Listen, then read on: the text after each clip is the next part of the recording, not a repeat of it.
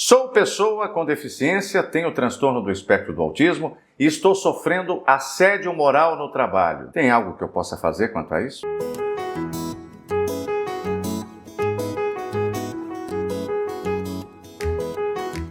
Olá pessoal, meu nome é Lucélio Lacerda, eu sou advogado, especialista no direito das pessoas com deficiência, com ênfase no transtorno do espectro do autismo. Meus contatos profissionais estão aqui na descrição. Bem pessoal, pessoas com deficiência que sofrem assédio moral no trabalho, quase sempre sofrem algo mais que assédio moral.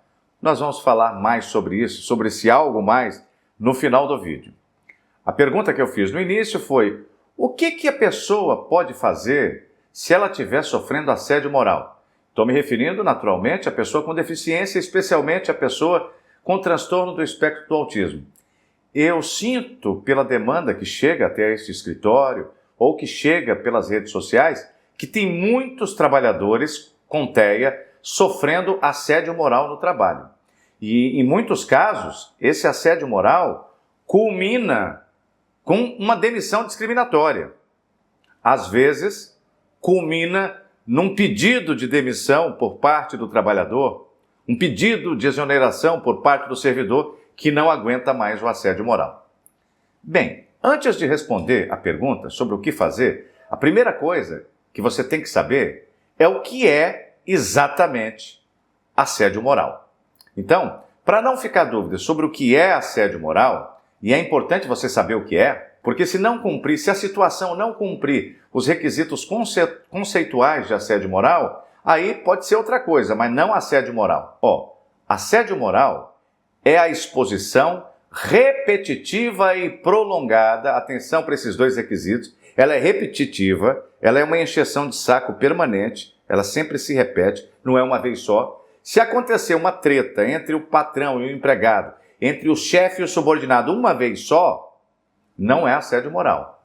Porque o assédio moral, para ser assédio moral, tem que ser um negócio permanente. Então tem que ser repetitivo e prolongado.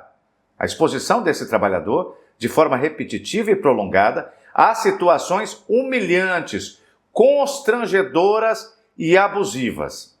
Aí entra toda a sorte de insultos diretos ou indiretos. Pode ser por meio de apelidos desagradáveis, pode ser por meio de cobranças descabidas, que você percebe, por exemplo, um chefe diante de dois subordinados que têm as mesmas atribuições, só pega no pé de um, cobra mais de um que do outro, e cobra de maneira vexatória, humilhante, brincadeiras com a sexualidade, brincadeira com a condição de pessoa com deficiência. Às vezes, isso tem relação com o que eu vou dizer no final, sobre que o assédio da pessoa com deficiência quase nunca é só assédio. Às vezes, um comportamento de um superior dirigido a um subordinado com TEA, às vezes, o fundamento deste assédio é justamente a condição da pessoa, porque ele tem deficiência e que ele é assediado. No final, a gente vai falar sobre essa outra coisa que pode configurar o assédio moral quando ele tem como vítima, como alvo, a pessoa com TEA, a pessoa com deficiência. Bem, estas condutas vexatórias, permanentes, repetitivas contra este trabalhador, não se engane, essas condutas elas têm um objetivo. E o objetivo é desestabilizar o trabalhador, é tornar o ambiente de trabalho dele insuportável, é desestabilizar o ambiente de trabalho, degradar o ambiente de trabalho daquele trabalhador.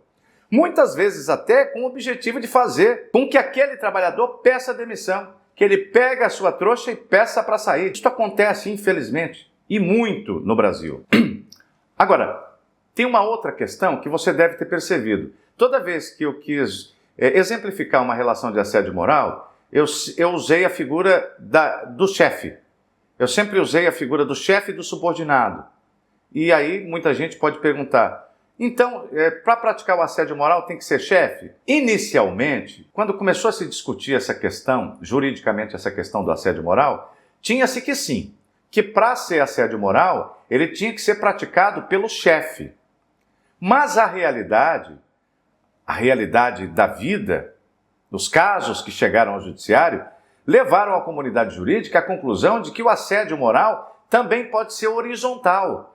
Ele pode acontecer entre pessoas de mesmo grau hierárquico. Pode acontecer entre homens e mulheres, homens assediando mulheres, podem acontecer entre homens e homens, mulheres e mulheres. Então, hoje em dia, a questão do gênero e a questão da hierarquia não é determinante em caráter absoluto para se detectar uma situação de assédio moral.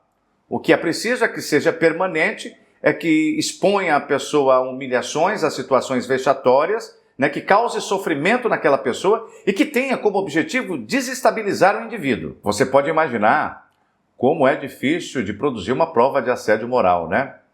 Geralmente, pessoal, não é em todo caso, mas geralmente, quando identifica-se um assediador, uma pessoa que pratica assédio moral contra colegas de trabalho ou contra subordinados, geralmente essa pessoa não assedia uma única pessoa. Geralmente assedia outras pessoas também. Dirige essa ferocidade de tratamento a mais de uma pessoa. Então, não raro, nos processos que discutem relações de trabalho e assédio moral, sempre tem uma testemunha que também sofreu o assédio moral. Agora, quando se trata de pessoa com deficiência, aí surge um outro indivíduo, uma outra figura, que não é um assediador moral contumaz. De regra, em relação aos colegas típicos, ele não tem histórico de assédio moral. Mas quando um indivíduo daquela comunidade profissional tem deficiência, é autista, aí ele dirige um assédio moral contra aquele cara porque ele é autista. Entenda, este assédio moral contra a pessoa com deficiência ele é diferenciado, porque ele parece ter as suas origens no preconceito ou no capacitismo que essa pessoa tem, essa pessoa que é o assediador, contra aquela que tem deficiência. Aí vai saber por quê, o que se passa na cabeça desse indivíduo. Talvez ele ache o autista chato, talvez ele ache o autista direto demais, talvez em algum diálogo com essa pessoa, esse colega de trabalho que é autista, ele tenha se sentido exposto de alguma maneira. Porque o autista tem dessas coisas, né? Às vezes é direto demais, às vezes diz aquilo que a comunidade típica guardaria para si, não diria. O autista muitas vezes sofre deste sincericídio. E aí acontece, desencadeia aquela antipatia que às vezes redunda no assédio moral. Bem, há algumas providências, começando a responder a pergunta que eu fiz no início do vídeo, que o trabalhador pode tomar quando ele está sofrendo assédio moral no trabalho. Uma delas é judicializar uma ação judicial, obviamente. Se for um trabalhador que trabalha pela CLT, carteira assinada, ele vai ter que mover uma ação na Justiça do Trabalho. E aí ele vai ter que arranjar provas, né? Que prova? Testemunhas. Mas eu não tenho testemunhas porque as pessoas que poderiam ser testemunhas têm medo de ser mandado embora, de perder o emprego. Então elas não iriam querer testemunhar. Tem outras formas também. A pessoa que está sofrendo assédio moral e ela precisa ter o direito de provar que está sofrendo esse assédio moral, né? Então, apesar de, em regra, não ser lícito você gravar as pessoas sem que ela saiba que estão gravadas, que estão sendo gravadas, gravar escondido, né, clandestinamente, apesar de, em princípio, esse tipo de prova ser ilícita, a Justiça do Trabalho tem aceitado que o trabalhador, com um gravadorzinho no bolso, ou celular gravando no bolso, que ele produza gravações em situações em que ele é o interlocutor da conversa. Ou seja, ele não pode colocar um gravador escondido na sala do chefe para gravar as coisas que o chefe está dizendo lá sozinho. Ele e Deus, ou ele e outras pessoas. Porque esse trabalhador não é titular desta conversa. Essa conversa não pertence a ele. Se o chefe dele está falando com outra pessoa, isso é imprestável para ele provar que tem um assédio moral. Mas quando a conversa é entre ele e o chefe e ele... Eu estou usando a expressão chefe, gente, mas eu já expliquei no início que o assédio moral também pode se configurar entre pessoas do mesmo grau de hierarquia. Então, você e o colega de trabalho que te assedia, você pode gravar. Porque, veja, se o assédio moral é um negócio persistente, se for uma vez só, se for um estranhamento que aconteceu uma vez só, não é assédio moral, pode ser outra coisa. Pode ser falta de educação, pode ser grosseria, pode ser várias coisas, não vai ser assédio moral. Pode ser um rompante que uma pessoa teve no momento, fez um comentário infeliz, mas para ser assédio moral tem que ser persistente. Então, se é persistente, quem está sofrendo assédio moral sabe onde é que o calo aperta. Sabe que todo dia o chefe vem com uma gracinha, né, fazendo algum tipo de humilhação, alguma coisa desagradável para desestabilizar o indivíduo.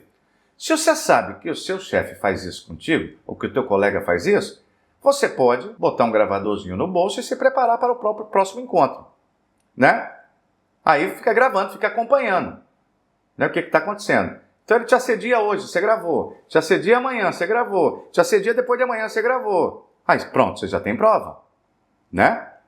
Já tem prova de que aquela pessoa te assedia, né? E o que é assédio? Você tem que provar que acontece isso, ó. É exposição repetitiva e prolongada do trabalhador a situações humilhantes, constrangedoras e abusivas. Então, humilhante, constrangedor e abusivo, isso envolve muita coisa, gente. Todo mundo ao ouvir uma gravação em que acontece isso aqui, situações humilhantes, constrangedoras e abusivas, vai saber reconhecer. A prova está feita. Como eu disse, se você for um trabalhador de carteira assinada, CLT, você vai na Justiça do Trabalho. Se você for um servidor público, você vai na Justiça Comum. O sistema de produção de provas é o mesmo. Agora, tem outras saídas? Tem também. Tem a possibilidade de você acionar a ouvidoria aí da empresa onde você trabalha. Muitas empresas médias e grandes possuem ouvidoria. E a corregedoria, no caso de servidores públicos, né? Você pode acionar a corregedoria. Geralmente, as empresas privadas que têm uma ouvidoria para poder processar esse tipo de coisa, elas têm um regulamento sobre isso. Às vezes, uma norma de compliance, né, para poder organizar o meio ambiente do trabalho, que diz como é que esse tipo de procedimento, de denúncia, se processa internamente dentro da empresa. E a mesma coisa vale para as corregedorias. Toda corregedoria tem o seu estatuto de funcionamento. É só você ver como é que é para levar a corregedoria. Agora, eu queria sugerir uma terceira coisa que também é muito importante, que é o seguinte. Antes de tomar qualquer providência, se você é autista e está sofrendo assédio moral no trabalho, você deve fazer uma coisa. Você deve pedir o reconhecimento da caracterização da deficiência com assentamento na ficha funcional do empregado ou do servidor. Você deve pedir para a empresa onde você trabalha, ou a instituição onde você trabalha, ou a fazenda pública, o ente federativo onde você trabalha, ou a autarquia, sociedade de economia mista, alguma empresa da administração indireta, que reconheça na ficha funcional a sua condição de pessoa com deficiência. Você sabe por quê? Porque a responsabilidade do empregador é ainda maior quando o assédio moral acontece contra a pessoa com deficiência. Veja, o assédio moral é ainda maior e ele pode ganhar triplos contornos se a pessoa assediada for uma pessoa com deficiência. Então, gente, quando o trabalhador tem a sua condição de deficiente registrada, reconhecida lá na sua ficha funcional, surge para o empregador um dever de cautela de ajudar a criar um ambiente inclusivo para aquela pessoa que está ali trabalhando. Se a pessoa for um funcionário da iniciativa privada, de carteira assinada, a empresa provavelmente vai colocar essas pessoas dentro das cotas PCD, porque as empresas grandes e médias, a partir de 100 empregados, têm o dever de contratar um percentual de pessoas com deficiência para prestar serviço. Então, se já tem uma pessoa trabalhando lá, que ninguém sabia que tinha deficiência, essa pessoa informa e pede o reconhecimento da deficiência, a pessoa vai passar lá por um médico do trabalho ou uma junta médica, conforme a pessoa seja seletista ou servidor público, e esse médico do trabalho ou essa junta vai reconhecer a deficiência e vai anotar lá na ficha funcional do empregado que ele é deficiente, pessoa com deficiência. Aí, os dados da Previdência vão ser contados diferente, vai mudar o perfil previdenciário, que pessoa com deficiência aposenta especial, com menos tempo de contribuição, Essa pessoa vai ter mais facilidade de conseguir uma adaptação laboral porque ela tem deficiência, eventualmente ela precisa de um ajuste para ser mais feliz no trabalho, para que o ambiente do trabalho seja mais acolhedor para ela. E o assédio moral, quando acontece contra essa pessoa, ele não vai ser só assédio moral, como eu disse no início do vídeo. Ele também vai ser crime, vai ser o crime de discriminação. O crime de discriminação contra a pessoa com deficiência. Então, veja, a pessoa, seja na ouvidoria, seja na corregedoria, seja numa ação judicial, ela vai ter uma atenção diferenciada da autoridade julgadora, porque aquele não é um caso de assédio moral comum.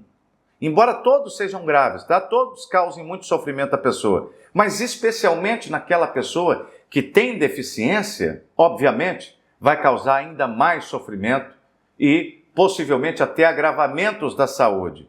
Porque aí, veja, além de, num eventual processo judicial, a chance de obter uma indenização maior em razão do assédio moral, por ser pessoa com deficiência, ainda pode fazer recair sobre o assediador o tipo penal, a responsabilidade criminal do artigo 88 da LBI, que tipifica o crime de discriminação contra a pessoa com deficiência.